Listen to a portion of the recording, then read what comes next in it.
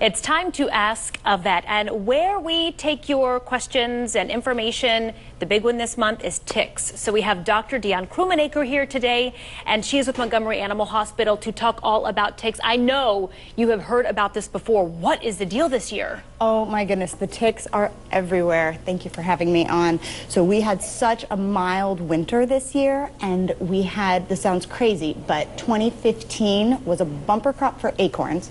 So we had a huge explosion in the mouse population in 2016. Mild winter, they're all still around. Tons of intermediate hosts, lots of adult ticks this year. So it makes almost for like this perfect weird tick storm. It does. Ew, it sounds we gross. Had this lovely combination just 2 years in a row, and now we have far more than we usually do. Okay, so let's show a picture you sent in about the size of ticks as well. I think we've got one that is actually on a finger. If we could have the someone's graphic. finger. So there we go. So that is how tiny these ticks are. The nymph stage, which is actually the tiniest one there, is the worst ones in terms of spreading Lyme disease, and they are the size of a poppy seed. So be sure when you are coming in from outside, when your kids are coming in from outside, do really thorough tick checks for yourselves.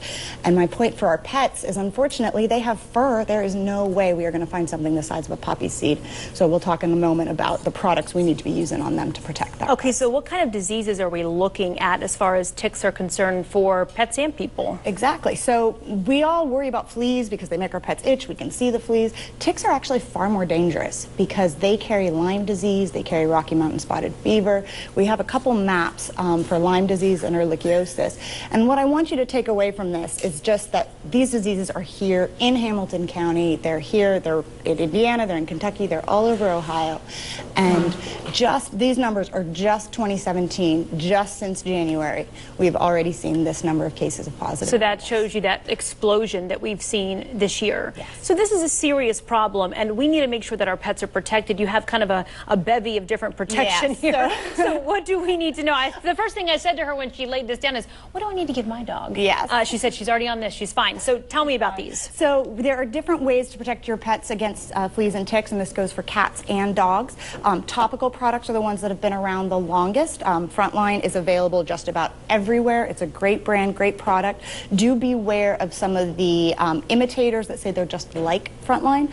What makes Frontline so special is that it has this special vehicle that absorbs into your pet's skin and actually gets released for the full 30 days. So it will continue working for the whole month. My personal preference is actually for the oral products because I have kids. I don't want them touching that greasy spot on the back of my pets.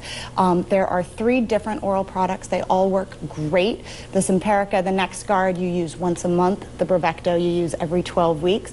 They're all chewable. Bravecto is actually available for cats as well. Okay, so if they're not on something now, get them on something. Dr. Krummenacher, thanks for coming on. Good information. And yeah, we want to protect ourselves and our pets. We appreciate it. Absolutely. The last thing, if you do find a tick, don't wait. Don't use alcohol. Don't burn it with a match. Grab a pair of tweezers as close to that tick's head as you can, as close to the skin. Pull straight back. Save it in a baggie in case you see any signs of disease in your dog or cat later. Okay, thank you again. You're welcome. We'll see you Thank next month. See you then. All right.